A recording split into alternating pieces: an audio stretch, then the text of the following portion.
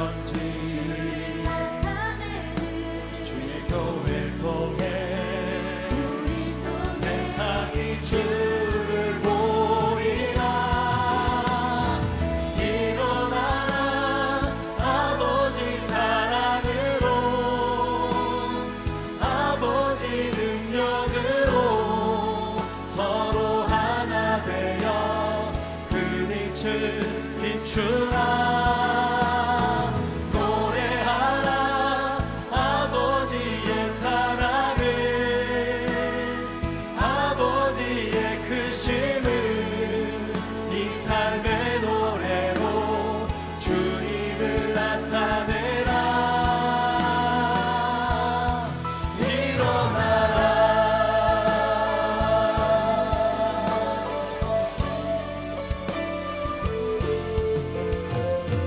교회여 일어나라.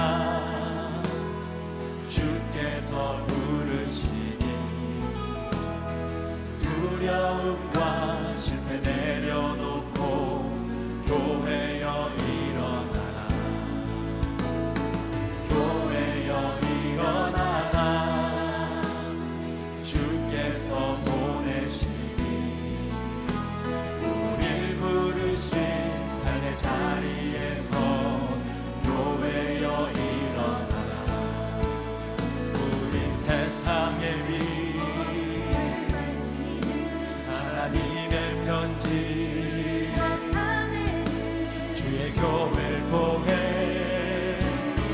세상이 주를 보리라. 일어나라 아버지 사랑으로 아버지 능력으로 서로 하나 되어 그 빛을 비추라. 노래하라 아버지의 사랑을 아버지의 크심을 이 삶의 노래로 주님을 나타내라. 일어나라 아버지 사랑으로 아버지 능력으로 서로 하나 되어 그 빛을 비추라. 노래하라 아버지의 사랑을 아버지의 크심을 이 삶의 노래로 주님을 나타내라. 일어나라 아버지 사랑으로 아버지 능력으로 서로 하나 되어 그 빛을 비추라. 노래하라 아버지의 사랑을 아버지의 크심을 이 삶의 노래로 주님을 나타내라. 일어나라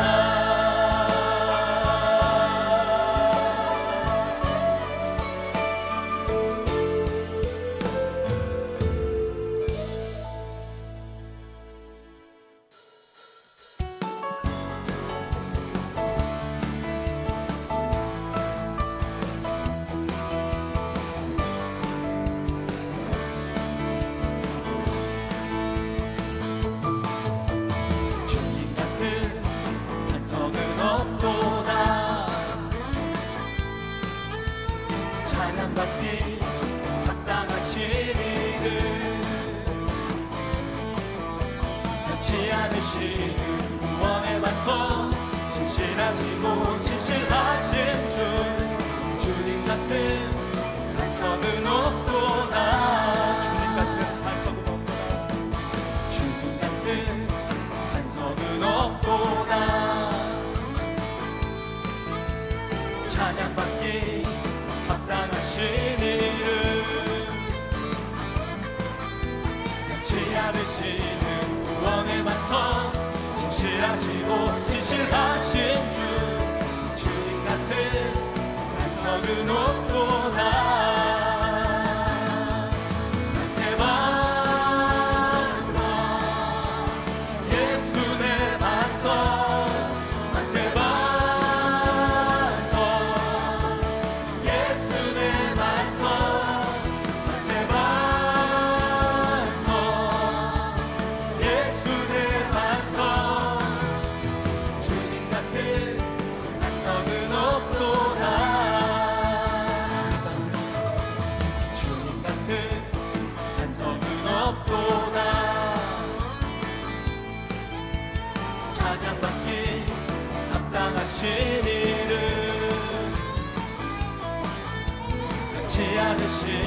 구원의 반석 진실하시고 진실하신 주 주님 같은 반석은 없도다.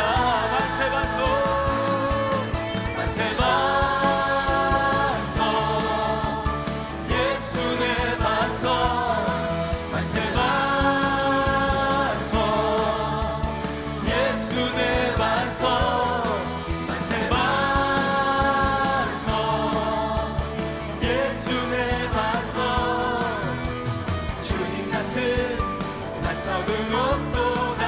만세 반석 만세 반석 예수 내 반석 만세 반석 예수 내 반석 만세 반석 예수 내 반석 주님 같은 반석은 없도다. 나의 반석이신 하나님 나의 반석이신 하나님 행하신 모든 것 완전하시네. 나의 생명 되신 하나님 내게 행하신 일 찬양합니다. 진실하신 하나님 실수가 없으신 좋으신 나의 주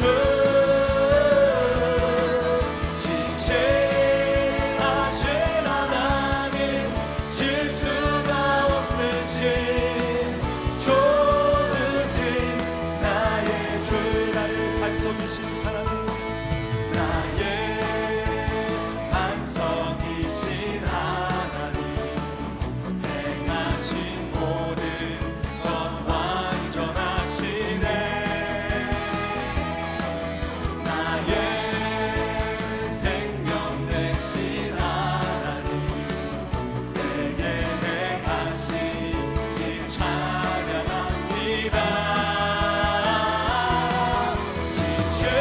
진실하신 하나님 실수가 없으신 좋으신 나의 주 진실하신 하나님 실수가 없으신 좋으신 나의 주 진실하신 하나님 진실하신 하나님 실수가 없으신 좋으신 나의 주 진실하신 하나님 실수가 없으신 좋으신 나의 주 좋으신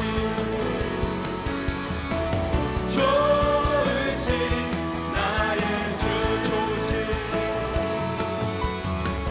좋으신 나의 주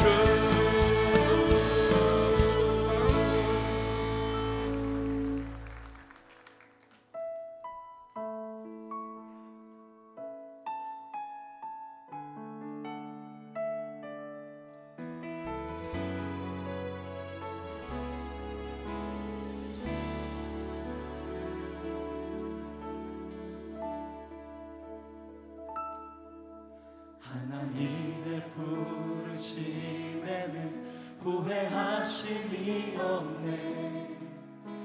내가 이 자리에 선 것도 주의 부르심이라. 하나님의 부르심에는 결코 실수가 없네. 나를 부르신 하나님의 진실하심을 믿네. 작은 나를 부르신 뜻을 나는 알 수 없지만 오직 감사와 순종으로 주의 길을 가리라. 때론 내가 연약해져도 주님 날 도우시니 주의 놀라운 그 계획을 나는 믿으며 살리. 날 부르신 뜻 내 생각보다 크고 날 향한 계획 나의 지혜로 측량 못하나 가장 좋은 길로 가장 완전한 길로 오늘도 날 이끄십니다.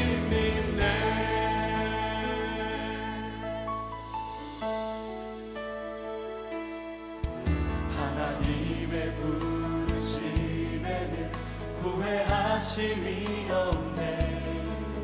내가 이 자리에 선 것도 주의 부르심이라. 하나님의 부르심에는 결코 실수가 없네. 나를 부르신 하나님의 신실하심을 믿네. 작은 나를 부르신 뜻을 나는 알 수 없지만 오직 감사와 순종으로 주의 길을 가리라. 때론 내가 연약해져도 주님 날 도우시니 주의 놀라운 그 계획을 나는 믿으며 살리. 날 부르신 뜻 내 생각보다 크고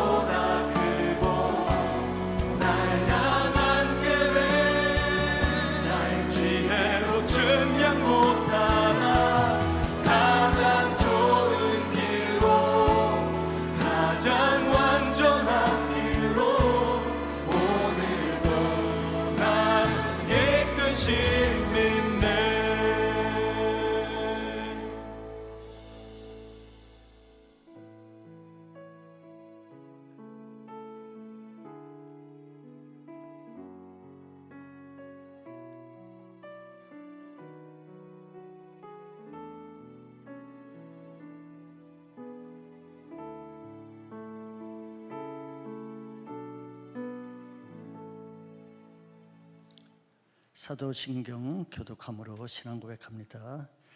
전능하사 천지를 만드신 하나님 아버지를 내가 믿사오며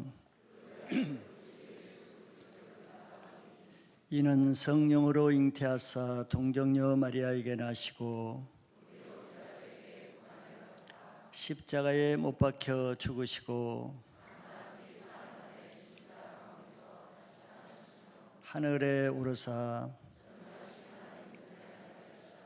저리로서 산 자와 죽은 자를 심판하러 오시리라. 거룩한 공예와 죄를 사하여 주시는 것과 영원히 사는 것을 믿사옵나이다. 아멘.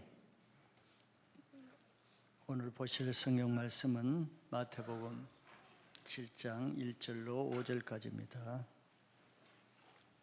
제가 한번 읽어드리겠습니다. 비판을 받지 아니하려거든 비판하지 말라. 너희가 비판하는 그 비판으로 너희가 비판을 받을 것이요 너희가 헤아리는 그 헤아림으로 너희가 헤아림을 받을 것이니라. 어찌하여 형제의 눈 속에 있는 티는 보고 내 눈 속에 있는 들보는 깨닫지 못하느냐. 보라, 내 눈 속에 들보가 있는데 어찌하여 형제에게 말하기를 나로 내 눈 속에 있는 티를 빼게 하려 하겠느냐. 외식하는 자여, 먼저 내 눈 속에서 들보를 빼어라. 그 후에야 밝히 보고 형제의 눈 속에서 티를 빼리라. 아멘. 기도하겠습니다. 사랑과 은혜가 한이 없으신 하나님, 오래 참으시는 주님의 사랑으로 인해서 저희들이 오늘까지 이곳에 이 자리에 오게 하신 것 감사합니다. 날마다 우리는 하나 앞에 부끄러운 삶을 살 수밖에 없고 죄에 멀어질 수 없는 이런 연약한 자이지만서도 그러나 주님의 공로를 의지해서 주님 때문에 우리 죄를 용서해 주시고 오늘 이 자리에까지 예배드리러 올 수 있도록 도와주신 것 감사합니다. 이런 주님의 은혜를 늘 생각하게 하시고 하나님의 없는 것처럼 살지 않게 하여 주시고 자기 죄를 보지 못하고 다른 사람의 죄에 매여 있는 삶도 살지 않고 오직 자기 모습을 직시하면서 하나님의 은혜가 얼마나 큰가를 늘 감사하고 찬양하는 삶을 살게 하여 주시옵소서. 하나님, 지금까지 베풀어 주신 하나님의 첫사랑을 늘 기억하게 하시고 세월이 가도 이 사랑이 느슨해지지 아니하고 끝까지 주님 사랑만 생각하면 눈물이 나고 감격하고 은혜 때문에 다시 살 소망을 갖는 주님의 사랑 안에서 거하는 신앙이 되게 하여 주시옵소서. 오늘도 우리 성도님들 이렇게 이 자리에 있기까지는 주님의 은혜가 많았고 또 많은 사람의 섬김 때문에 이곳에 있었사오니 이제는 받는 데 그치지 아니하고 받은 은혜의 사랑 남에게 나눠주게 하여 주시고 남을 섬기는 일에 쓰임받아서 이제는 하나님 나라에 나의 상급을 위해서 사는 삶이 되게 하여 주시옵소서. 또 이 교회를 사랑하셔서 28년 동안 함께하여 주시면서 수많은 사람들 생명 얻고 은혜 받고 회복되는 역사 이루어 주시사오니 하나님 앞으로도 계속해서 구원하는 교회가 되게 하시고 치료하는 교회가 되게 하셔서 제자를 세우는 교회로 계속 세워지게 하여 주시옵소서. 이번 주부터도 우리 교회 일꾼 세우기를 합니다. 하나님, 이 과정을 통해서 참여하는 모든 사람에게 예수님을 믿고 교회만 다니는 차원이 아니라 이제는 예수님의 제자로 교회 일꾼으로 이 시대의 일꾼으로 세워지는 역사가 있게 하여 주시옵소서. 또 우리 다음 세대 교사들도 주님 영혼들을 맡은 선생의 위치에서 하나님 가르치는 것에 그치지 않게 하여 주시고 나 자신이 본이 되어서 아이들에게 자녀들에게 다음 세대들에게 본을 보이는 목자의 심령으로 세워지는 교사 수련회가 되게 축복해 주시옵소서. 하나님, 우리 또 수목사님과 우리 학생들 선교지에 나가 있습니다. 하나님이 지키시되 그곳의 모든 풍토와 음식과 기후와 모든 상황에서 안전하게 지키실 뿐만 아니라 말씀의 권세로 말씀을 신고 먹이는 일에 하나님의 놀라운 역사가 일어나게 도와 주시옵소서. 돌아올 때까지 안전하게 지키시고 은혜 충만한 시간 보내게 하여 주시옵소서. 하나님, 또 우리 나라와 민족을 위해서도 기도합니다. 하나님, 130년 전에 복음을 받고 지금까지 은혜로 이렇게 교회가 든든히 서 있었지만 하나님, 갈수록 약해지는 이 교회를 말씀으로 다시 회복되게 하여 주시고 전도하고 부르짖던 그 기도의 역사가 교회 안에 다시 회복되게 하여 주시옵소서. 그래서 교회를 통해서 이 시대와 나라와 민족을 구원하고 회복하는 일에 교회가 주도적인 사명을 감당하게 하여 주시옵소서. 나라에 세워주신 모든 사법, 입법, 행정, 모든 수장들, 리더들, 하나님, 저들이 하나님을 기쁘시게 하는 사람이 되어서 하나님 앞에 정직하고 하나님의 공의를 시행하는 진리에 서는 리더들이 되어서 이 나라를 새롭게 하는 일에 쓰임받게 하여 주시옵소서.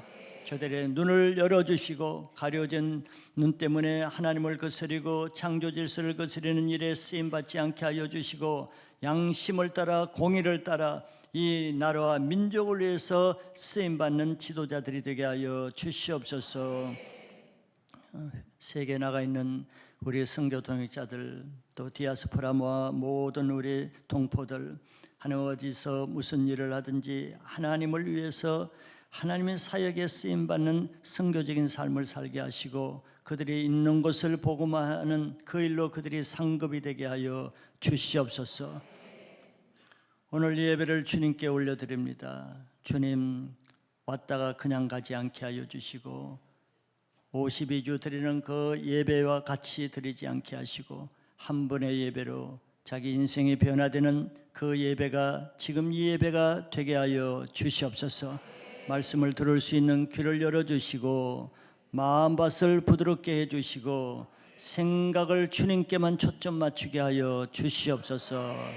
모든 부정적인 생각들, 마음의 어려운 것들, 슬픈 마음들, 염려의 마음들 다 주님이 해결해 주실 것을 믿고 내려놓고 부드러운 마음, 기쁜 마음, 은혜로운 마음으로 하나님의 말씀을 받을 때 사람의 말로 받지 아니하고 하나님이 나에게만 하시는 레마의 말씀으로 받게 하여 주시옵소서.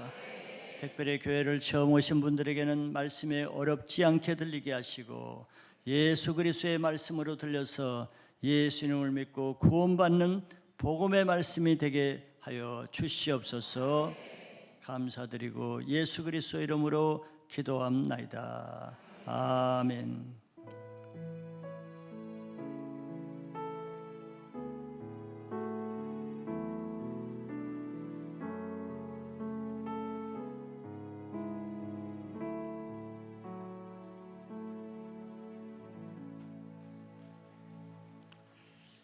할렐루야. 하나님의 여러분들 사랑하십니다.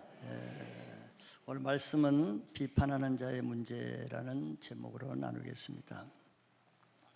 사람들은 여러 가지 성격을 가지고 있습니다. 사람마다 다 틀리고 형제마다 틀리고 쌍둥이라도 성격과 기질이 다르죠. 온순한 사람이 있는 반면에 또 까다로운 사람이 있고 또 긍정적인 사람이 있는 반면에 또 부정적인 사람도 있고 또 생각이 활짝 열린 사람이 있는 반면에 생각이 좁게 닫힌 사람도 있고 또 마음이 늘 완고하고 굳어진 사람이 있는 반면에 마음이 늘 부드럽고 선하게 열려있는 사람이 있습니다. 자, 오늘 말씀은 그런 사람들 중에 유난히 까다롭고 좀 비판적인 사람에 대해서 예수님이 말씀하고 있습니다. 그런 사람은 본인도 피곤하게 살아요. 좀 편안하게 좋게 살 수도 있는데 본인도 피곤하게 살 뿐더러 그런 사람 주위에 있는 가족과 주위 사람들도 좀 피곤하게 만들죠. 그로 인해서 좀 많은 사람들이 그 사람을 인해서 상처도 받고 어려움도 받고 시험에 들기도 하는 거 우리가 많이 경험합니다. 그냥 좀 같은 것도 좋게 이해하고 좀 상대편 편에서 좀 배려를 하면은 그냥 넘어갈 것도 있는데 넘어가지를 못하죠. 그런 사람들의 문제에 대해서 예수님이 말씀하는데, 특별히 성경에서도 이제 바리새인 같은 사람들이 좀 그런 성격으로 우리가 알 수가 있죠. 그들은 사람들을, 똑같은 사람을 봐도 사람을 좀 좋게 볼 수도 있잖아요. 또 좋은 면을 볼 수도 있잖아요. 근데 좋게 보는 것보다는 좀 나쁘게 보고, 또 좋은 면을 볼 수도 있는데 그 중에 꼭 나쁜 면만 보는 이런 좀 부정적이고 비판적인 사람이 서기관과 또 바리새인들이라고 우리가 말할 수 있습니다. 그들은 어느 정도까지 그러냐면은 완전하시고 아무 결점도 없이 예수님까지도 그들은 부정적으로 비판적으로 나쁘게 보는 거예요. 그래, 이 세상에 아무도 그 사람을 좋게 보는 사람이 없어요. 자기 자신들밖에. 즉 자기 옳다고 하는 자기 기준이 너무 강한 거죠. 자기 생각이 옳고 자기 잣대가 옳고 자기가 보는 눈이 정확하다는 이 전제를 가지고 있는데, 이것이 너무 확고부동한 거예요. 이것이 문제지요. 비판하는 사람의 문제는 이런 문제입니다. 자기가 이 세상의 기준이 되는 거예요. 자, 우리 속담에 뭐 묻은 개가 겨 묻은 개를 흉본다는 말이 있어요. 통역하는 사람 좀 힘들죠. 제가 번역을 해드릴게요, 쉽게. 남을 흉보는 사람은 자기 흉이 더 많은데 그것을 보지 못한다는 그런 뜻입니다. 참 옛날 사람들은 뭐 성경이 없었는데도 경험을 통해서 이런 걸 다 아는 거예요. 남말 잘하고 남 비판하고 잘하고, 이런 사람은 자기는 더 큰 흉이 있는데 그거는 모르고 남 비판하니까 우리말로 번역하면은 그걸 꼴불견 이렇게 말하면 참 보기 힘든다는 거예요. 자, 오늘 말씀은 바로 이렇게 비판을 잘하는 사람, 비판적인 사람 좀 연구해 볼 필요가 있잖아요. 왜 저럴까? 그래서 예수님이 그걸 연구한 거를 아주 5절에 5절에 걸쳐서 아주 짧게 그런 사람의 문제점을 잘 말씀해 주고 있어요. 자, 그런 사람 혹시 그런 면이 있으면은 오늘 말씀을 통해서 그런 문제를 해결받길 바랍니다. 그래야 나도 좋고 다른 사람도 좋은 거예요. 그래야 신앙을 바로 할 수가 있습니다. 오늘 그런 문제를 좀 보기를 원합니다. 먼저 예수님은 전제로 비판하지 말라, 이것이 오늘 주제예요. 비판하지 말라. 비판하는 것은 자기가 모든 것을 다 알고 자기가 생각하는 것이 옳고, 그래서 자기가 모든 사람을 심판할 수 있는 자격이 있다는 이런 생각으로 남을 비판하는 거예요. 이건 누가 이럴 수가 있겠어요? 이거는 하나님만이 이렇게 할 수가 있는 거거든요. 하나님만이 완전하시고 하나님만이 우리 모든 사람의 상황을 정확하게 알고 계시고 하나님만이 절대적인 심판을 하실 수가 있는 거예요. 우리는 아무도 이렇게 할 수 없습니다. 왜? 우리는 완전한 사람이 아무도 없잖아요. 그래서 하나님은 어느 누구에도 남을 심판할 수 있는 고난, 자격을 주신 적이 없습니다. 왜? 아무도 정확하게 바로 심판할 수 있는 사람이 없기 때문에 그래요. 고린도전서 8장 2절에 이런 말씀이 있습니다. 만일 누구든지 무엇을 아는 줄로 생각하면 아직도 마땅히 알 것을 알지 못하는 것이요. 그랬어요. 참 주님은 놀라운 말씀을 하세요. 이거 얼마나 놀라운 말씀입니까? 사람은 다 자기가 뭘 안다고 생각하잖아요. 그럼 안다고 생각하면 교만하게 되죠. 교만하면은 남을 판단하게 되는 거예요. 비판하게 되는 거예요. 근데 그 사람의 문제는 아직도 마땅히 알 것을 알지 못하기 때문에 자기 스스로 그렇게 생각한다는 거예요. 그러니까 모르는 것이 있는데 그걸 모르면은 모르는 거죠. 좀 어렵죠. 자, 자기가 뭘 안다고 하는 것은 내가 아직 뭘 알 것을, 마땅히 알아야 될 것을 모르니까 그렇게 생각한다는 거예요. 자, 다른 사람을 비판하는 거 안다고 생각하니까 비판하겠죠. 다른 사람 비판하고, 너 당신 그 잘못됐잖아, 그렇게 하면 안 돼, 뭐 그런 식으로 해, 막 비판하죠. 그 비판하는 그 자체가 많이 알기 때문에 그래요. 뭘 알지 못하기 때문에 그런 거예요. 그 사람이 뭘 모를까요? 그 사람은 뭘 모르는 거예요? 마땅히 알아야 될 건 뭘 모르는 거죠? 예? 자기 자신. 예. 그러죠. 자기 자신도 모를 뿐더러 하나님 말씀을 모르는 거예요. 다른 사람을 용서하라, 사랑하라, 긍휼하기라. 비판할 그런 부족한 사람에 대해서 하나님이 뭐라고 말씀하시는지를 아직 모르는 거예요. 그런 사람에 대해서 내가 어떻게 대해야 되는지를 모르는 거예요. 그걸 모르니까 비판하고 판단하고 정죄하는 거죠. 비판하는 사람은 잘 알아서 비판하는 것이 아니라 아직 그 위에 있는 차원, 하나는 아는데 둘을 모르는 거예요. 그 위에 있는 더 높은 지식, 더 높은 덕에 대해서 모르니까 그 찰랑거리는 얕은, 그냥 찰싹거리는 얕은 그 지푸라기 같은 지식 가지고 판단한다는 거예요. 예수님은 그런 사람에게 비판을 받지 않으려거든 비판하지 말라 그래요. 그 말은 비판하는 사람은 비판받게 된다는 거죠.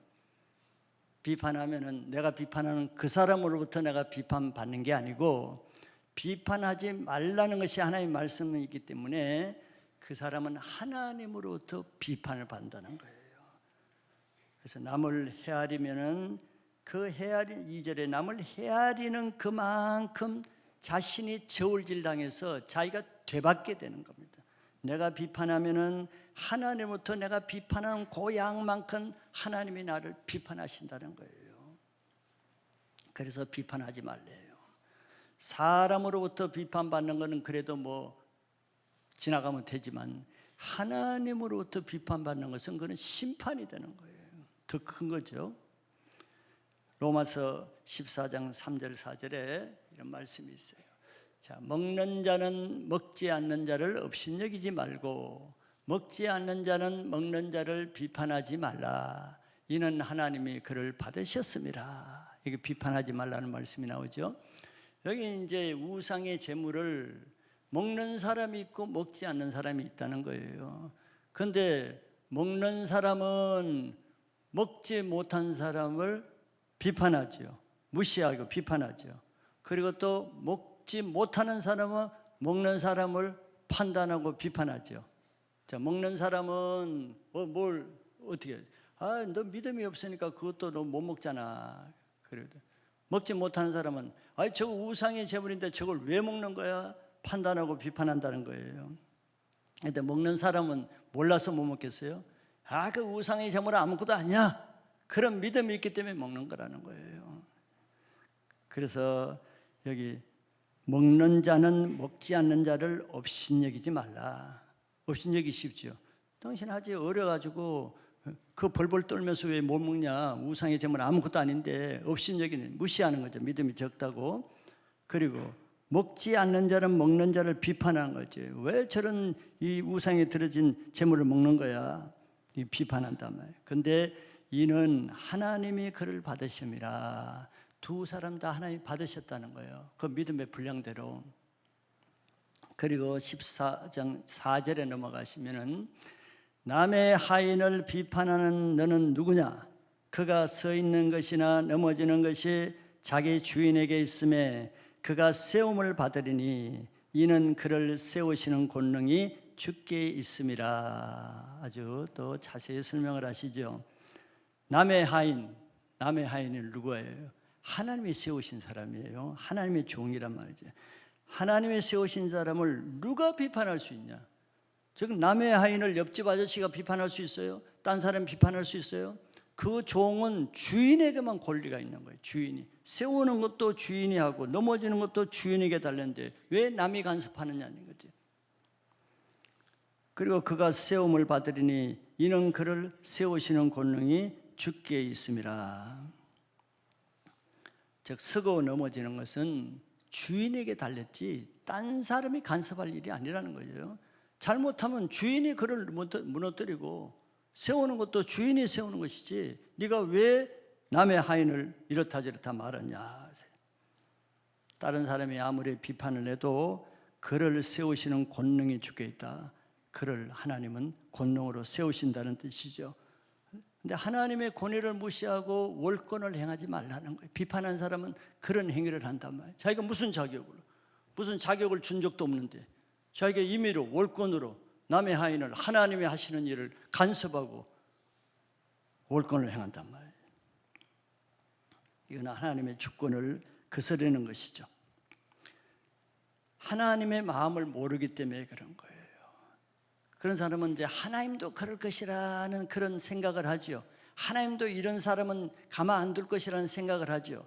그런데 하나님은 연약한 자를 볼 때 비판하고 무시하는 것이 아니라 하나님은 연약한 자를 그럴 수밖에 없는 그를 긍휼히 여기십니다. 귀한 존재로 보시는 거예요. 그 증거가 뭡니까? 죄인들을 위해서 판단하고 비판하는 것이 아니라 자기 아들을 십자가에 내어주시기까지 그를 판단하는 것이 아니라 그를 사랑해서 그를 구원하시려는 것이 하나님의 마음이에요. 이런 마음을 가지면은 감히 다른 사람의 허물을 보고 판단할 수 없겠죠. 그러니까 아직 하나님의 마음을 모르기 때문이란 말이에요. 안다고 생각하는 사람은 아직 뭘 모르느냐? 하나님이 어떻게 보실까? 하나님의 마음을 모르는 거예요. 야고보서 2장 13절에 긍휼을 행하지 않는 자에게는 긍휼 없는 심판이 있으리라. 긍휼은 심판을 이기고 사랑하느니라 그랬어요. 자, 우리는 알아야 될 것이 아무도 완전한 자가 없습니다. 그렇죠? 완전한 자가 없어요. 목회자도 완전하지 못하고 장로도 완전하지 못하고 성도도 완전하지 못하고 아무도 완전한 자가 없어요. 그러면은 우리는 그 말은 모든 사람은 긍휼이 필요하다는 거예요. 지난 한 주간도 우리가 바르게 산 사람이 얼마나 있겠어요. 다 한두 가지 허물이 있죠. 다 분노하고 성질 내고 바로하지 못하고 용서하지 못하고 섬기지 못하고 낮아지지 못하고 긍휼이 없으면은 지난 한 주에 우리 다 신방받고 망했어요. 이번 주 주일 예배를 드릴 수가 없어. 아무도 올 사람이 없어요. 그런데도 멀쩡하게 이렇게 나와 있잖아요, 여러분들. 멀쩡하게. 이게 뭡니까? 하나님의 긍휼이에요. 긍휼. 그럼 우리가 다 실수하고 허물이 있다는 걸 인정하시죠? 그럼 우리에게 뭐가 필요해요? 정죄가 필요해요? 심판이 필요해요? 긍휼이 필요한 거예요. 긍휼이. 야고보서 2장 13절 말씀이 그거란 말이에요. 긍휼을 행하지 않는 자에게는 긍휼 없는 심판이 있으리니 긍휼은 심판을 이기고 사랑하느니라. 긍휼이 없으면은 우리가 살아남을 수가 없어요. 그래서 긍휼이 심판을 이기는 거예요. 심판하지 못하게 심판을 이긴다고 했어요. 그런데 하나님도 긍휼로 우리가 지난 주간 죄를 지어도 긍휼로 우리를 살려주시고 용서해 주시고 다시 사랑으로 이렇게 오는데 남이 뭔데 그 사람을 심판하고 판단하고 정죄하느냐 말이에요. 그런 뜻이란 말이에요. 그런 사람에게는 긍휼이 없는 사람에게는 긍휼 없는 심판이 있대요. 무서운 얘기죠. 긍휼 없는 심판이라는 게 뭐예요? 죄인에게 긍휼이 없는 심판은 그냥 용서받지 못한다는 거예요. 무서운 것이죠. 하나님은 그러잖아요. 네가 사람을 용서하지 못하면은 하늘에 계신 너희 아버지 천부께서도 너를 용서하지 않는데요. 다른 사람의 죄를 용서하고 긍휼을 베풀지 않으면은 하나님이 그 사람도 긍휼 베푸지 않는다는 거예요. 이게 비판하는 사람의 좀 무서운 결과죠. 우리는 사람의 허물을 볼 때 허물도 어떻게 허물이 없는 사람이 있을 수가 있어요. 모세와 다윗도 다 허물이 있는데 허물을 볼 때 어떤 자세를 가져야겠어요? 자기도 그런 허물이 있는 자라는 것을 바라보면 되는 거예요. 그래서 사람은 참 간사해서 그러기 어려운 거예요. 남의 허물을 딱 보면은 내가 의롭게 돼버려요. 참 이것이 교만한 것이죠. 남의 잘못을 딱 보면은 자기는 잘못 없는 것처럼 갑자기 뭐 의로워지는 거예요. 이게 이제 큰 실수를 범하게 되는 거죠. 다른 사람을 비판하는 것은, 즉 긍휼을 품지 못하는 것은, 비판하는 것은 그 사람의 죄를 긍휼히 여기지 못하는 것인데, 왜 그러냐면은 그 사람의 죄를 용서가 안 되기 때문에 그런 거예요. 용서가 안 되니까. 그럼 왜 용서가 안 될까요? 자기 죄 사함을 받지 못한 사람, 아직 자기 죄가 그대로 있는 사람은 죄를 용서함 받지 못하기 때문에 다른 사람의 죄를 용서할 능력이 없는 거예요. 이해가 되시죠? 그러나 자기 부족함을 인정하는 사람, 자기의 허물도 용서함 받은 사람은 다릅니다. 자기의 허물을 보는 사람이 다른 사람의 허물을 볼 때 비판할 수 있어요? 그거는 염치 없는 일이에요. 그거는 낯두꺼운 것입니다. 그거는 정말 정상적이 아니에요. 정말 자기의 허물을 보는 사람은 다른 사람의 허물을 볼 때 긍휼히 여기게 돼 있어요. 긍휼히. 다른 사람을 비난하는 것은 아직 자기 죄를 보지 못하기 때문에 그런 거예요. 자기 실체를 모르기 때문에 그런 거예요. 자, 바리새인들은 세리와 창기보다 도덕적으로는 물론 죄를 덜 지는 건 사실이에요. 그래서 이 바리새인들은 세리와 창기들을 긍휼히 여기질 못해. 아주 미워하고 정죄하고 판단하고 죄인이라고 아주 정죄를 해버렸어요. 자기들은 의인이고 그들은 그래야 마땅하다는 생각이 있는 거예요. 왜? 자기 죄를 모르니까. 우리가 다 판단하고 하는 것은 잘못하면 어때? 너는 뭐 그런 말이 있죠. 너는 맞아도 싸. 너는 당연히 그렇게 해야 돼. 마땅하게 생각하는 거예요. 너는 네가 그런 짓을 하니까 내가 이렇게 해도 괜찮아. 내가 너를 욕하고 비판하고 이렇게 해도 나는 아무 문제 없고 그는 너의 죄값이야. 이렇게 생각하죠. 바리새인들이 그런 사고를 가진 거예요.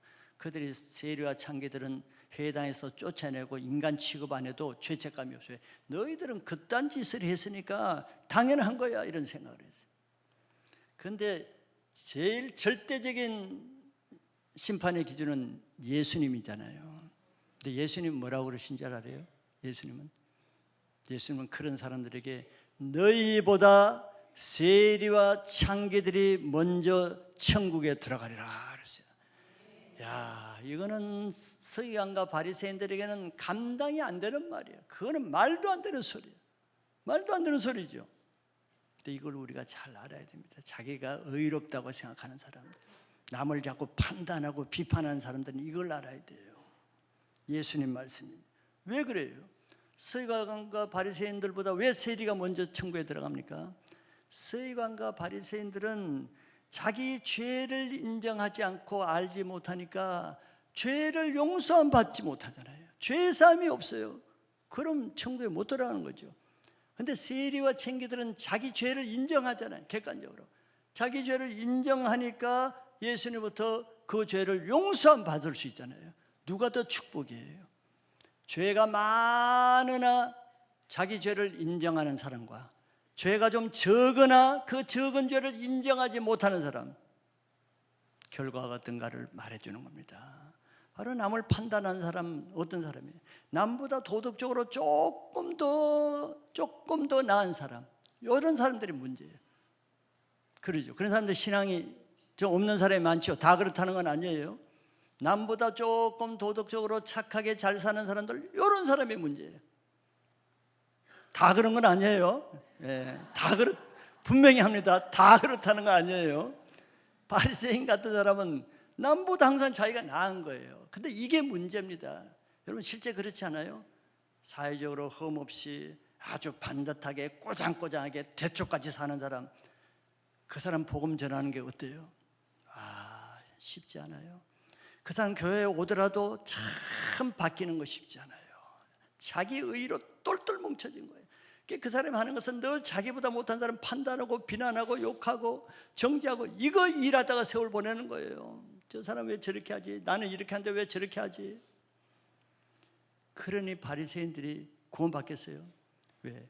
자기 죄가 인정이 안 되니까. 남의 죄는 잘 보는데 자기 죄는 못 보는 거예요. 그러니까 죄가 안 보이면 회개가 안 되죠. 회개 안 되는 거예요. 그런데 세례와 창기처럼 객관적으로 딴 사람도 알고 나도 아는, 나는 죄인일 수밖에 없다, 그런 사람은 오히려 회개하기가 좋죠. 그러니까 그 사람이 빨리 예수 믿고 구원받는 거예요. 그래서 우리는 딴 사람의 죄가 크게 보이고 딴 사람의 죄가 판단이 되면은 어떻게 해야 되겠어요? 빨리 자신의 죄를 살펴봐야 됩니다. 자기 죄를, 자기를 살펴봐야 돼요. 안 그러면 더 큰 죄를 짓습니다. 판단하는, 비판하는 더 큰 죄에 빠지는 거예요. 오늘 말씀은 굉장히 중요한 말씀입니다. 왜? 많은 자기를 의롭게 생각하는 사람들이 너무나 자주 빠지는 죄가 이 죄예요. 남을 비판하는 죄, 자기 아내를 비판하고, 자기 남편 비판하고, 자기 목회자 비판하고, 자기 상사 비판하고, 이런 사람이 이 세상에 얼마나 많아요. 여러분 다 회사에서 뭐 뒤에 가서 하는 담화 있죠. 뒤에 가서 하는 담화. 그게 다 이거 아니에요? 다? 그게 다 이거예요. 그 문제 해결받으시기 바랍니다. 두 번째는 비판하는 자의 실제에 대해서 봅니다. 예수님은 이제 비판한 사람의 그 아주 문제의 핵심을 다 알고 계시잖아요. 그걸 알려주는 거예요. 자, 첫째는 자기 눈에 있는 들보를 깨닫지 못하는 게 문제다 그랬어요. 비판한 사람의 문제는 형제의 눈 속에 있는 티끌은 보고 어찌하여 자기 눈 속에 있는 들보는 보지 못하느냐 그랬어요. 들보는 큰 문짝 같은 거예요. 뭐 티끌은 뭐 돋보기로 봐도 잘 안 보이는 그런 거, 그런 거고, 들보는 큰 대들보 같은 이런 문짝같이 큰 거예요. 참 예수님도 과장법을 잘 쓰셔요. 자, 이건 무슨 뜻이겠어요? 자기 죄가 훨씬 더 많은 사람이 자기보다는 죄가 될 것 같지도 않은 작은 죄를 가진 사람의 허물을 덜치고 비판한다는 거예요. 그런데 실제로 그런가 안 그런가 보세요. 이건 예수님 말씀이기 때문에 진리입니다. 자기 죄가 들보처럼 너무 커버리면은 이제 양심의 가책이 없어져요. 어느 정도 죄가 있으면 양심의 가책이 있는데 너무 커버리면은 이제 그런 죄감이 없어지는 거예요. 성경에도 1만 달란트 자기 죄 지은 사람은 100대라니오는 그 별것 아니거든요. 티끌 같은 거거든요.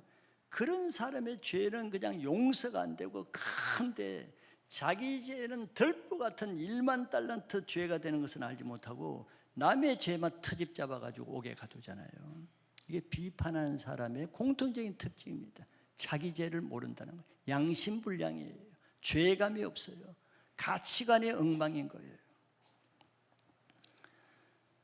그런 말은 또 다른 말로 하면은 자꾸 남의 죄를 잘 보고 티끌 같은 남의 죄가 잘 보이고 남을 잘 판단하고 그리고 남에 대해서 늘 불평하고 원망하고 이런 사람은 어떻다는 거예요? 그 안에 은밀하게 숨기고 있는 들보 같은 큰 죄를 숨기고 있다는 것을 뜻하는 겁니다. 인정하기 어렵겠죠. 인정하기 어려울지라도 예수님의 말씀이에요. 그럼 누가 판단을 잘해? 우리 사람 같으면 이 사람 깨끗하기 때문에 저 사람은 진짜 뭐 털어도 먼지 안 날 사람이기 때문에 저 사람은 저렇게 판단하는 거야, 비판하는 거야. 천만에 반대라는 거예요. 이제 뒤에 나오지만 이 사람은 얼마나 외식을 잘하는지 속이는지 사람들은 다 그렇게 봐요. 외식하기 때문에. 바리새인들이 사람들이 볼 때 어떻게 거룩하게 보이잖아요. 거룩하게 보이죠. 그래서 속는 거예요. 자기도 속고 딴 사람도 속고. 근데 예수님은 안 속으셔. 그 안에 들보 같은 큰 이런 음흉한 죄를 품고 있으면서도 없는 척 드러나지 않게 거룩하게 보이는 요 사람들이 비판을 잘한다는 거예요. 그러니까 비판 잘하는 사람의 속은 깨끗하다? 더럽다. OX 문제 맞히겠죠. 그래, 이런 사람의 특징은 남의 죄에 대해서는 아주 송곳같이 철저하게 아주 바늘 같은 잣대로 되는 거예요. 남의 죄에 대해서는. 근데 양심불량인 것은 자기 죄에 대해서는 너무 관대해. 자기 죄에서는 뭐 하면 뭐 그럴 수도 있지. 또 뭐 얘기하면 그때는 그래서 그랬어. 그렇게 잘 말하죠. 그때 뭐 어쩔 수 없어 그래서. 그 정도야 뭐. 자기에 대해서는 너무 너그러워. 남이 그러면 그냥 막 가만두질 않는 거예요. 불량한 사람이죠. 자기에 대해서는 늘 합리화해주고 남에 대해서는 조금도 양보해주지 않고. 이런 사람 참 무서운 사람이죠. 그래서 비판하는 사람들은 항상 자기보다 더 의로운 사람을 비판합니다. 말이 안 되는 것 같죠? 그런 거예요. 자기 들보같이 정말 불량한 사람이 자기에 비해서는 훨씬 깨끗한 티끌 정도에 있는 그런 사람을 비판하는 거예요. 우리는 거꾸로 생각하잖아요. 뭐 정치계나 어디에 보세요. 막 비판 잘하면 자기가 잘나서 그런 줄 알아요. 그건 자기 방어 기제입니다. 방어 기제. 자기 나쁜 걸 감추기 위해서 막 남을 공격하잖아요. 비판하고. 딴 사람이 보면 저 사람 참 훌륭하네. 예수님은 속지 않지요. 갈라디아서 4장 29절에 그러나 그때 육체를 따라 난 자가 성령을 따라 난 자를 박해한 것 같이 이제도 그러하도다. 이제도 똑같다는 거예요. 즉 육신적인 사람이, 인간적인 사람이, 세상적인 사람이 성령을 따라 행하는 거룩한 사람, 의로운 사람을 핍박하고 비난한다는 거예요. 우리는 거꾸로 돼야 되잖아요. 내가 의롭고 깨끗하고 성령 충만한 사람이 세상적이고 지저분하게 사는 사람을 정죄하고 판단하고 야단치고 해야 된다고 생각하죠. 근데 실제로는 반대라는 거예요. 실제로는 믿음 없는 사람이 믿음 있는 사람 자꾸 판단하고 비판하죠. 기도하지 않는 사람이 기도 열심히 하는 사람 자꾸 트집 잡고 판단합니다. 그런 게 많죠. 세상적인 사람이 영적인 사람을 항상 판단하고 비판하는 거예요. 자기보다 못한 사람이 아니라 자기보다 훨씬 잘하는 사람을 비판하는 거예요. 왜 그런 일이 있을까?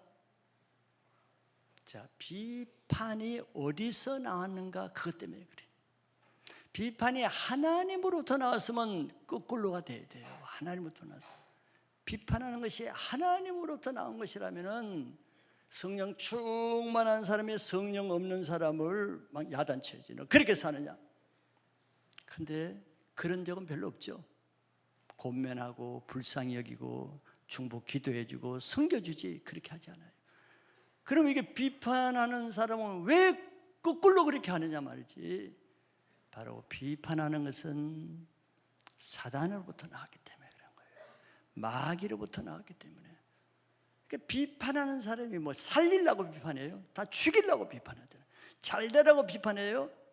죽이려고 못 되려고 비판해요. 그게 다 마귀로부터 나왔기 때문에 비판하는 사람은 항상 인격이 더 못한 사람이 인격이 못한 사람이 훌륭한 사람을 비판하고 성령 메마른 성령 불 끄는 사람이 성령에 충만한 사람을 비판하고 다 마귀로부터 나왔기 때문에 그런 현상이 일어나는 거예요. 세상은 거꾸로 생각하죠. 비판을 많이 하면 저 사람은 훌륭하다. 저 사람은 진짜 대쪽같이 바른 사람이네. 정말 바른 말 잘하네. 세상은 그렇게 생각하죠. 반대예요. 자기 속에 심각한 들보 같은 죄를 보지 못하니까 담대하게 그렇게 할 수가 있는 거예요. 정상적이라면 부끄러워서 양심이 걸려서 그렇게 못하죠. 못하는 거예요. 근데 왜 그렇게 하겠어요? 마귀에 속했기 때문에 담대하게 그렇게 할 수 있는 거예요.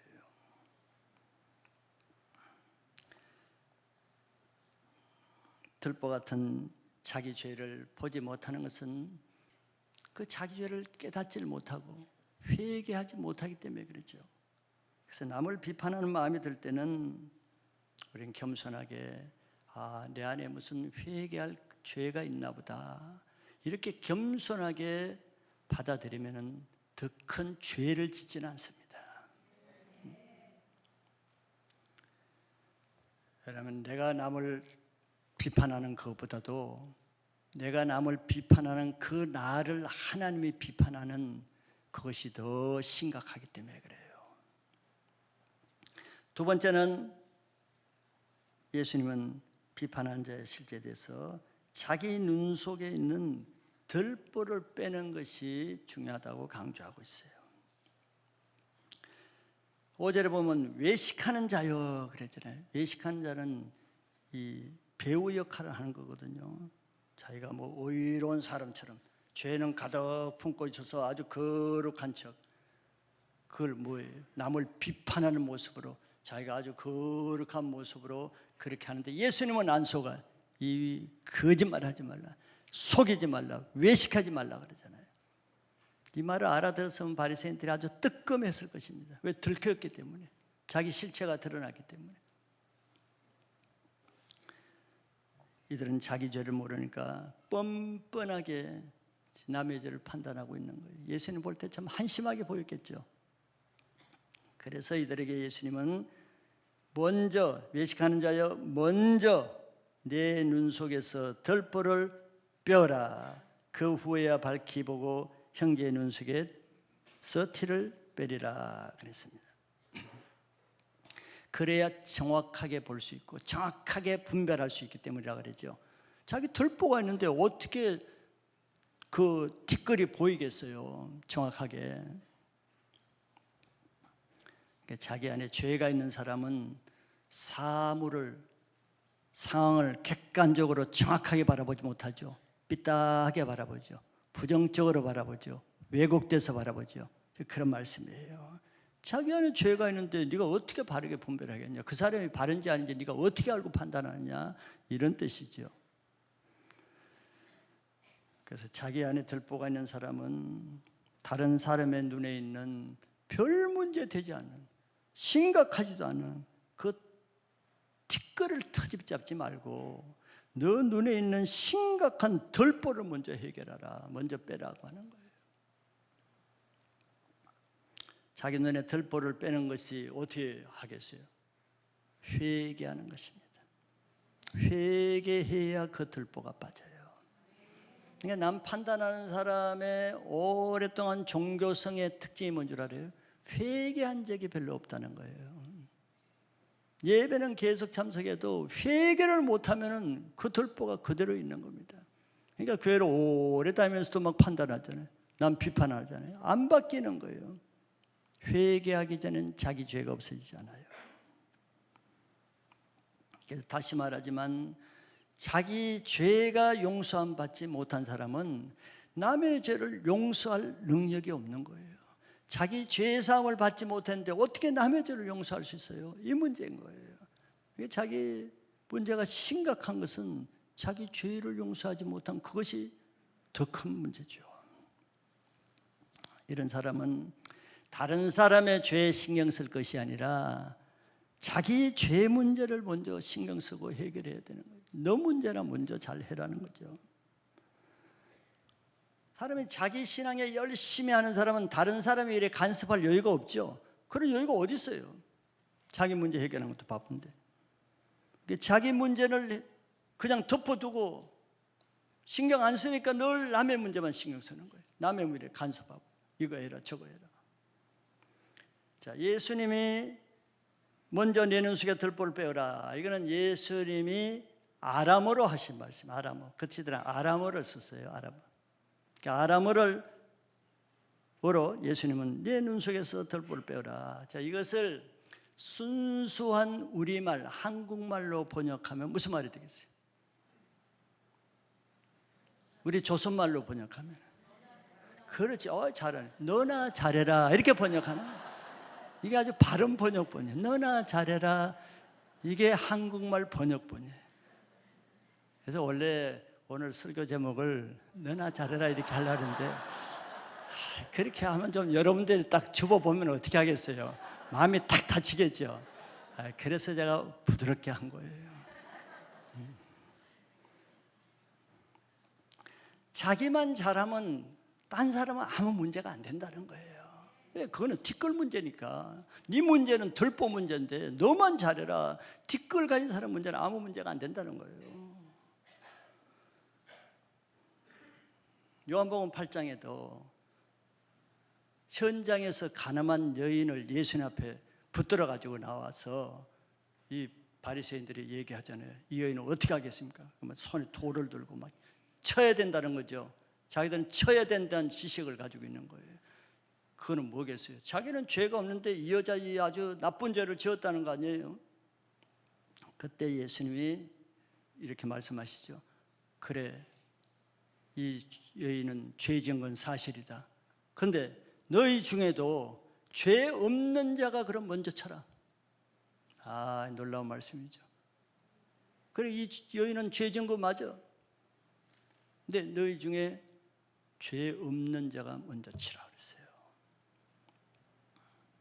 같은 말이죠.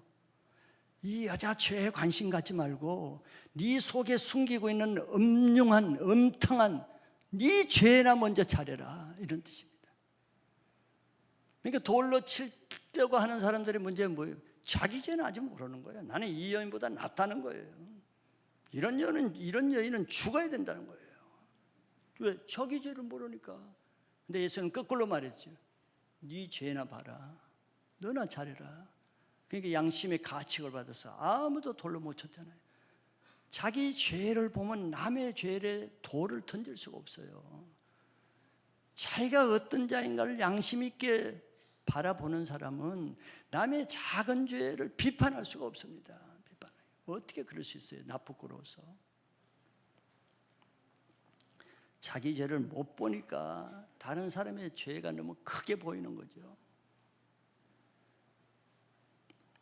그러나 자기의 허물을 깨달아 봐요. 내가 죄인인 것을 깨달아 봐요. 다른 사람이 하는 어떤 허물도 아무 문제가 안 됩니다. 실제로 그렇지 않아요? 아무 문제가 안 돼요. 여러분들이 그런 경험이 있을 거예요. 회개의 경험. 자기가 어떤 회개하다가 기도하다가 회개가 되잖아요. 깨닫지 못했던 자기 죄가 통곡이 나오고 회개가 되죠. 자, 회개가 된 다음에 가족이나 다른 사람이 이렇게 볼 때 어떻게 보여요?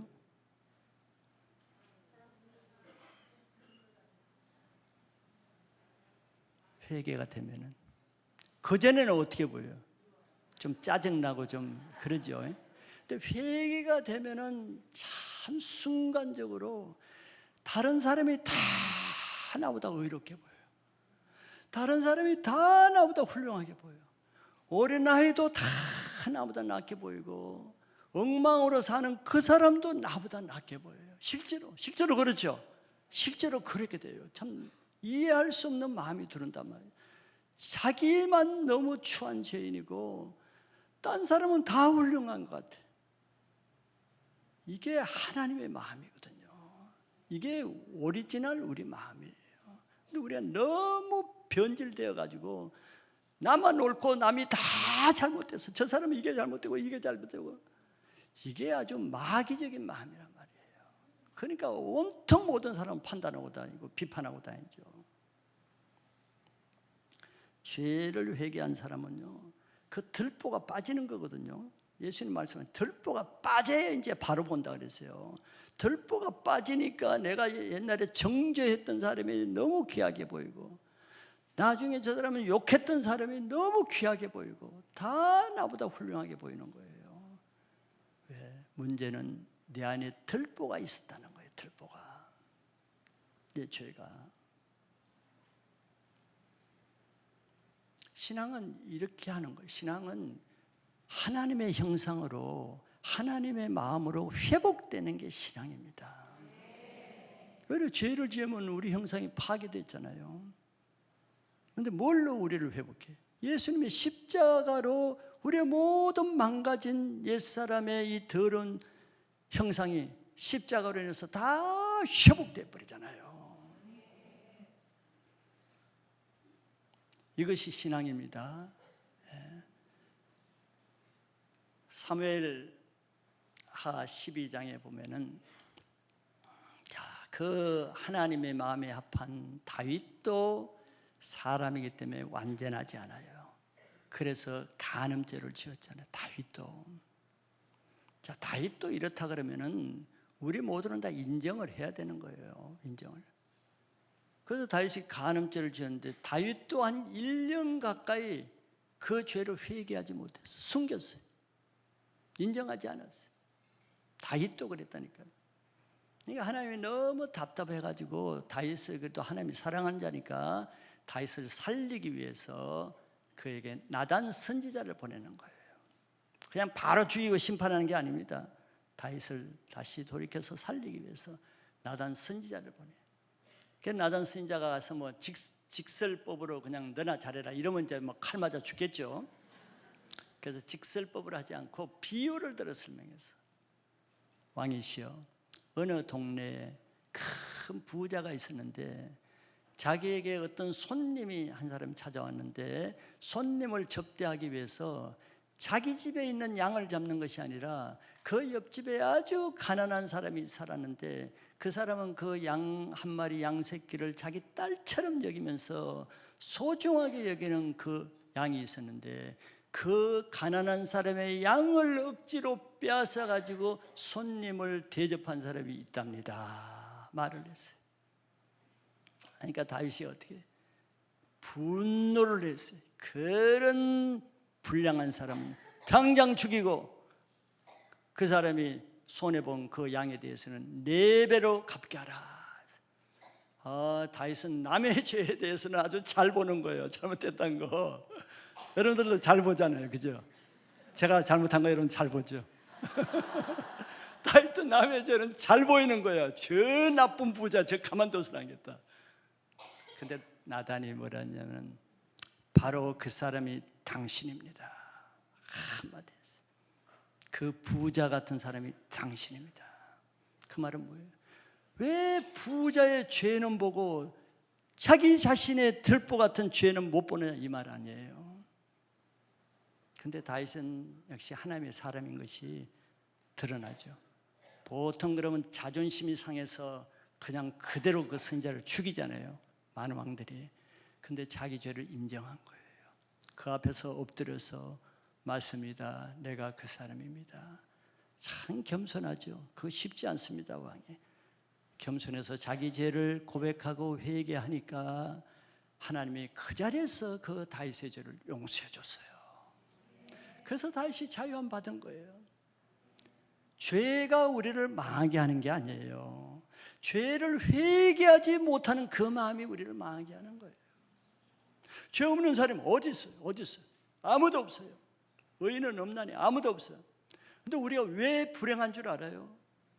죄 때문에 물론 불행하다고 얘기는 해요. 근데 예수님이 해결할 방법을 주셨잖아요. 누구든지 자기 죄를 회개하면은 용서해 주신다고 약속하셨단 말이에요. 그래서 다윗이 다시 용서를 받고 그런 마지막까지 하나님의 귀한 메시아의 조상으로, 왕으로 살게 된 거예요. 이게 하나님의 마음을 알아야죠. 자꾸 우리는 죄를 지으면 저를 감추려고 그러죠. 부인하려고 그러죠. 나 죄 안 지었어. 없어. 아니야. 나는 그런 사람이 아니야. 이게 이제 문제인 거예요. 이게 바리새인들이란 말이에요. 야고보서 4장 11절과 12절에 형제들아 서로 비방하지 말라. 형제를 비방하는 자나 형제를 판단하는 자는 곧 율법을 비방하고 율법을 판단하는 것이라. 내가 만일 율법을 판단하면 율법의 준행자가 아니라 재판관이로다 그랬어요. 남을 비방하고 남을 판단하고 이건 꼭 무슨 일이라고 했어요? 율법, 하나님의 말씀을 비방하는 거예요. 하나님의 말씀을 판단하는 엄청난 영적인 죄라는 거예요. 네가 말씀이냐, 네가 율법을 준행한 자냐? 그러면서 12절에 입법자와 재판관은 오직 한 분이시니 능히 구원하기도 하시며 멸하기도 하시느니라. 너는 누구이기에 이웃을 판단하느냐?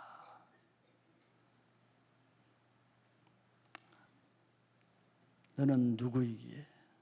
자, 다른 사람을 판단할 수 있는 분은 율법을 내신, 율법이 우리 옳고 그름을 판단하잖아요. 율법을 내신 하나님 한 분밖에 할 수 없어요. 완전하신 분은 없으니까. 근데 네가 누군데 남을 판단하냐면, 다른 사람을 판단하냐면 책망하시는 거예요. 하나님의 마음은 100가지 잘못해도 한 가지 회개하는 마음을 가지면은 하나님은 그것을 귀하게 여기셔서 심판하지 않고 죽을 영혼을 살리고자 하는 것이 하나님의 마음이에요. 반면 판단하는 사람은 자기 상처로 인해서 열등감 때문에, 자기 죄 때문에 다른 사람의 좋은 것은 보지 않고 비판적으로 보고 죽이려는 것은, 이거는 하나님의 마음이 아니에요. 사탄의 마음이에요. 그래서 우리는 늘 보는 것, 듣는 것, 말하는 걸 주의하라 그러죠. 늘 우리는 볼 때 보는 눈을 선한 것을 보고, 듣는 것을 선한 것만 듣고, 말하는 것도 선한 것만 말하는 귀와 입이 되어야 됩니다. 근데 똑같은 사람을 똑같은 것을 들어도 꼭 눈이 나쁘게만 보고, 듣는 것도 꼭 왜곡해서 나쁘게만 듣고, 말을 할 때도 꼭 좋은 것만 하지 않고 나쁜 말만 하는 악한 도구로 쓰이는 사람이 얼마나 많아요. 자기 자신에게 유익이 없어요. 그래서 우리는 좋은 말은 얼마든지 많이 전하고, 좋은 것은 얼마든지 많이 듣고, 나쁜 것은 모양이라도 버려야 되는 거예요. 그리고 다른 사람이 비록 나쁜 것을 하는 것을 보더라도 그거는 십자가의 사랑으로 용서하면 되는 거예요. 그럼 내가 죄를 짓지 않게 됩니다. 자기도 완전하지 못하는데 어떻게 남에게 완전을 요구해요? 뻔뻔한 거 아니에요? 자, 남을 비판한다는 건 뭡니까? 너 완전하지 못하잖아, 너 잘못했잖아, 이거거든요. 근데 너는, 그러면 너는, 자기는 완전해? 자기도 완전하지 못하잖아요. 그런데 왜 남에게는 자꾸 완전을 기준으로 판단하냐 말이에요. 한번 객관적으로 생각해 봐요. 그런 사람이 그런 말을 할 자격은 너가 먼저 완전한 다음에 그렇게 하라 그래요. 그런데 우리가 아무도 완전할 수 없어요. 우리가 완전하다는 것은 우리 행위로 완전한 것이 아니고 예수님의 십자가 안에서 용서안 받은 속죄의 은혜로만 우리가 의롭다고 해주는 거지, 실제 우리 행동은 의롭지 않은 거예요. 아직 우리 육체가 구원받지 못했기 때문에. 그렇죠. 인정하시잖아요, 우리가. 그런데 왜 다른 사람에겐 자꾸 완전을 요구하냐 말이에요. 여러분들, 자기 아내가 완전하지 못하다고 자꾸 비판하고, 자기 남편이 자꾸 허트다고 자꾸 비판하고, 그거 다 뭐예요? 완전을 요구하는 거죠. 완전을. 자기도 그렇게 하지 못하면서. 특별히 교회를 판단하고, 또 목회자를 판단하고, 리더를 판단하는 것은 하나님께서 세우신 사람을 그렇게 하는 것이기 때문에 그는 곧 하나님께 하는 거예요. 그 월권입니다. 그런 권세를 아무에게도 하나님 주신 적이 없어요. 남을 비판하는 것은 다시 말하지만 자기가 옳아서가 아니고 너는 저 사람보다 더 큰 들보가 있기 때문이라는 것을 스스로 나타내는 겁니다. 그 들보 중에, 들보는 큰 죄를 말하는 거잖아요. 티끌이 아니고. 그럼 비판을 잘하는 사람 속에 어떤 들보가 있길래 저렇게 맨날 비판할까? 어떤 들보가 있겠어요? 딴 사람에게 찾으려고 그러지 말고 자기 속에 찾으면 금방 알 텐데. 가장 큰 들보는 남의 죄를 용서하지 못하는 들보입니다. 그게 치명적인 가장 큰 들보예요. 남 비판 잘하고 정죄 잘하는 사람 공통적인 특징, 가장 치명적인 죄는 남의 죄를 용서하지 못하는 죄예요. 그걸 품고 있는 거예요. 그게 들보입니다. 물론 다른 죄도 많아요. 그게 가장 큰 들보예요. 왜 그런 들보를 가지고 있겠어요? 다시 말하지만 자기 죄를 회개하고 용서함 받은 체험이었기 때문이에요. 그거 없어지지 않거든. 그러면 어떻게 해요? 자기 교회도 판단하고, 자기 목회자도 비평하고, 자기 심지어 부모도 비판하고. 부모라고 다 완전해요? 아무도 완전하지 않아요. 목회자 완전해요? 아무도 완전하지 않아요. 그 사람 앞에 뭐 비판 안 받을 사람 아무도 없어요. 자기 아내도 비난하고, 자기 남편도 판단하고, 자기 자녀도 용서하지 못하고, 직장에 가면 자기 상사도 용서 못하고, 자기 아래 사람 부하도 용서 못하고, 모든 사람이 비판, 판단의 대상이 되지. 그런 사람이 있잖아요. 다른 사람을 용서 못하는데 그 문제가 어떻게 끝나겠어요? 그리고 그뿐만 아니라 그 사람, 남에 대해서 비판적인 사람은 그 속에 큰 죄를 숨기고 있는 거예요.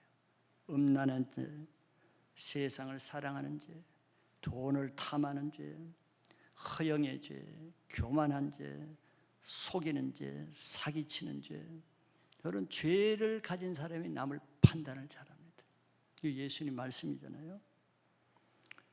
왜 자기 죄에 대해서 문제의식을 못 가지거든? 그러니까 남의 죄에 대해서 집착하게 되는 거예요. 자기 죄의 문제의식을 가진 사람은 자기 죄에 집착합니다. 이 문제 회개해야 되는데 그렇게 하는데, 자기 죄에 대해서 모르니까 늘 남의 죄에 대해서 집착하는 거예요. 저 사람 저 고쳐야 되는데, 고쳐줘야 되는데, 내가 버릇을 고쳐줘야 되는데 늘 남의 문제에 집착하는 거예요. 그런 사람은 너나 잘하면 됩니다. 자기만 잘하면 되는 거예요. 자, 우리 사는 바운더리가 한정되잖아요. 가정, 직장, 교회, 사회, 다 그거죠. 근데 그런 가운데 어딜 가도 항상 이렇게 비판적인 사람이 있게 마련이에요. 정도의 차이는 있어도. 그래서 여러분 직장에 꼭 그런 사람이 있죠. 자기가 그래서 이제 되게 대답을 못하네. 그래, 자기가 그럴 수도 있어. 그런 사람이 항상 있단 말이에요. 그런 사람의 특징이 뭐예요? 가정에 보면서 우리 집구석은 왜 이런 거야? 우리 가정은 왜 이런 거야? 우리 아버지는 왜 이랬고? 자기만 뭐라? 늘 가정이 누구는 잘못되고 누구는 잘못되고 가정이 잘못되고 늘 비판적인 사람. 직장도 이 직장은 되먹지가 않아서 기본이 안 돼서 우리 저 상사 부장은 왜 저 모양이야? 사장은 이 모양이야? 교회 와서도 우리 교회는 왜 이래? 우리 저 목사님은 왜 저러는 거야?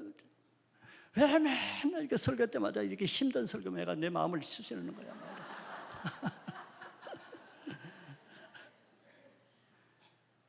그래서 이 사람은 자기 외에 모든 사람이 다 비판거리야. 자기 가정에도 비판이고, 직장도 문제고, 교회도 문제고, 자기 세일도 문제고, 모든 사람이 문제예요. 자기만 문제가 없어. 근데 딴 사람은 알죠. 모든 사람이 알죠. 저 사람만 없으면 아무 문제가 안 돼. 다 알아요. 자기만 모르지만. 저 사람만 없으면 우리 회사 아무 문제 없고, 우리 가정 아무 문제 없어. 우리 셀 아무 문제 없어. 저 사람만 없으면 되는데, 근데 자기만 몰라 그거를. 예수님은 그런 사람에게 같은 말이에요. 너나 잘해라. 너만 잘하면 딴 사람은 아무 문제 없다. 이렇게 말씀하시는 거예요. 모든 사람이 그 사람이 문제라고 생각하는데 자기만 그렇게 생각하지 않는 거예요. 그게 이상하잖아요. 자, 비판하는 마음이 들면은 들 수가 있어요. 우리가 죄인인데 비판하는 마음이 들면은 비판하기에 앞서 먼저 내 안에 오늘 말씀을 보니까 내 안에 들보가 있다는 증거네. 이렇게 겸손하게 받아들이고 다윗처럼 자기 죄를 인정하고 회개하기를 힘쓰면 문제가 안 됩니다. 근데 자꾸 남을 바꾸려고 하니까 이게 자기 문제가 안 바뀌어지는 거예요. 그래서 예수님은 늘 온유하고 겸손한 마음을 가지고 다른 사람을 판단 정죄하기보다 어떻게든지 긍휼히 여기고 사랑으로 용서해서 살리고자 하는 예수님의 마음을 가지면 아무도 문제가 안 됩니다. 그래서 우리 다른 사람으로 인해서 죄를 짓기보다는 다른 사람 때문에 자기 문제를 바라보고 자기 안에 들보를 없애는 겸손한 마음으로 새롭게 되는 역사가 있기를 축복합니다. 기도하겠습니다. 하나님 감사합니다. 우리의 문제를 알지 못하는데 주님의 말씀을 통해서 또 우리의 문제를 알려주시니 감사합니다. 늘 다른 사람의 문제는 크게 보이고 자기 문제는 보이지 않는 이런 문제를 주님이 아시고 그것은 내가 문제가 없어서가 아니라 들보와 같은 심각한 문제를 가지고 있기 때문에 다른 사람의 뒷거래에 집착한다는 거 알려주시니 감사합니다. 아버지, 우리의 가정에서 가족들을 주님 나보다 다른 사람을 더 낮게 보는 눈을 주시고 셀에서 교회에서도 나보다 다른 사람이 더 훌륭하게 보이는 눈을 주시고 직장에서도 다른 사람이 나보다 더 의롭게 보이는 예수님의 눈을 가지게 하여 주시옵소서.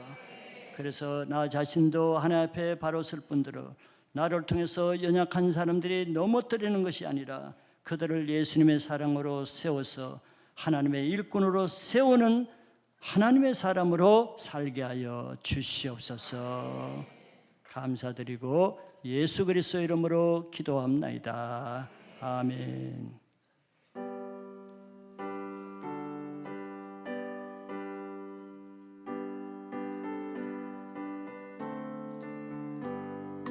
나의 죄를 씻기는 예수의 피밖에 없네. 다시 정케하기도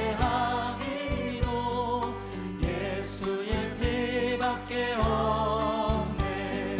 예수의 흘린 피 날 이게 하오니 귀하고 귀하다. 예수의 피밖에 없네.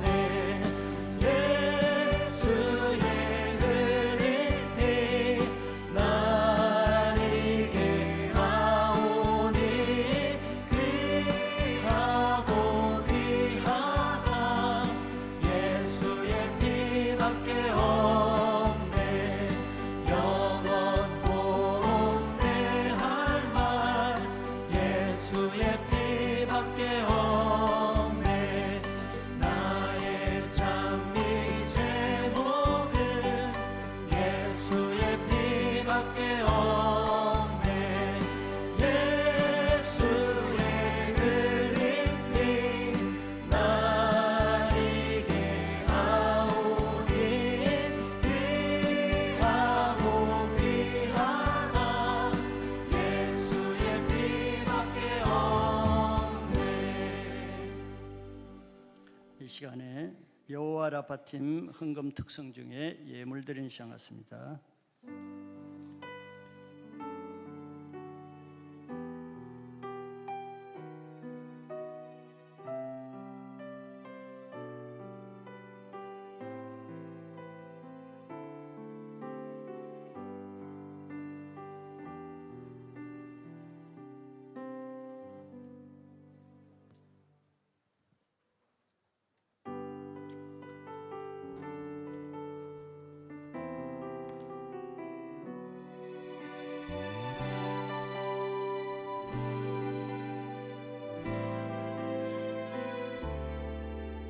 손에 들려있는 지팡이 사용하셔서 주님만이 주 되심을 나타내소서.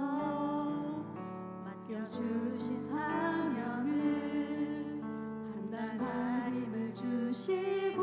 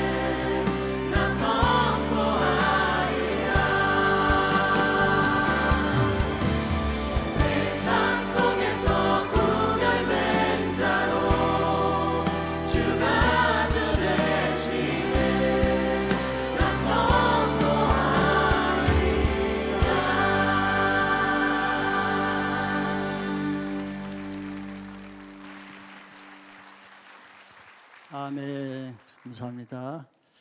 드린 예물을 위해서 기도하겠습니다. 주님, 우리가 무지하여서 자기 모습을 바라보지 못할 때마다 하나님은 말씀을 보내사 우리 모습을 보게 하시고 또 우리의 연약함도 보고 돌이킬 수 있는 기회를 주시니 감사합니다. 자기 죄를 보지 못하면 결국 남의 죄를 판단하고 비판하는 죄를 범할 수밖에 없는데 하나님, 비판하는 마음이 들 때마다 자기 자신을 돌아보게 하시고 자기 안에 있는 들보를 먼저 빼는 회개하는 자세로 나아가게 하여 주시옵소서. 그래서 더 큰 죄를 짓지 않게 하시고 회개의 기회를 주셔서 새롭게 되는 놀라운 회복의 기회가 되게 하여 주시옵소서. 예물을 드렸습니다. 주님께 드린 이 마음 주님 받아주시고 우리가 보물이 있는 곳에 우리의 마음이 같이 따라간다고 하였사오니 우리의 마음이 세상에 빠지지 않게 하시고 우리의 보물을 세상에 두지 않게 하시고 하나님 나라에 두어서 내 마음이 하나님 나라에 속하는 신앙이 되게 하여 주시옵소서. 들은 예물을 드릴 수 있게 하신 것 감사하고 예수 그리스도 이름으로 기도합나이다. 아멘. 할렐루야. 기분이 좋죠? 무거워요? 그래, 이번 한 주간 동안에 승리하는 한 주간 되시기 바랍니다. 자, 2부 예배 새로 오신 분들 환영하고 축복합니다. 여러분들을 위해서 작은 선물 준비하고 있습니다. 나가실 때 로비에서 받아가시고 교회 생활에 필요한 안내도 받으시기 바랍니다. 잘 오셨습니다. 교회 소식 봅니다. 오늘부터 27기 우리 교회 일꾼 세우기가 있습니다. 신청하신 분들 2시 20분까지 비전 채플로 모이시면 됩니다. 우리 손 목사님과 학생들 오곡 단기 선교 중입니다. 잘 도착했다고 연락 왔고요. 이번 주간 이제 사역하고 다음 주 월요일 날 돌아오게 됩니다. 기도해 주시기 바라고. 또 다음 세대 교사 수련회가 연차별로 있습니다. 주일학교 수련회 있고 또 중고등부 수련회는 MTC에 있습니다. 기도해 주시기 바라고. 퇴장 순서 여러분들 아시죠? 순서대로 나가시고 지난주에 오치성 문수영 가정에 등남하신 거 축하드립니다. 다 같이 일어나서 찬양합니다.